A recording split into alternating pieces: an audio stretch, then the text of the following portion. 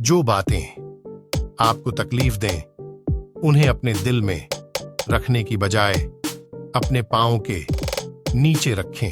The things that you give pain, to keep them in your heart instead of putting it under your feet.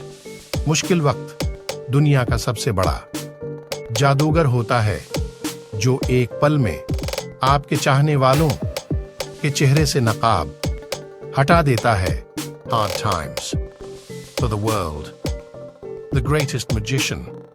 It happens that you want in and instant removes the mask from the face of the people. जिंदगी ने एक चीज जरूर सिखाई है कि अपने आप में खुश रहना और दूसरों से कोई उम्मीद मत रखना. Life is one, the thing must have been taught to be happy in yourself and don't expect anything from others. थक गया था मैं सबकी परवाह करते करते, जब से लापरवाह हुआ हूं बड़े सुकून में हूं. Was tired, I care about everyone do it.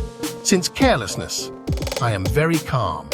अगर कभी मुश्किल वक्त आ जाए तो किसी का एहसान मत लो, क्योंकि मुश्किल वक्त 4 दिन का और एहसान जिंदगी भर का होता है.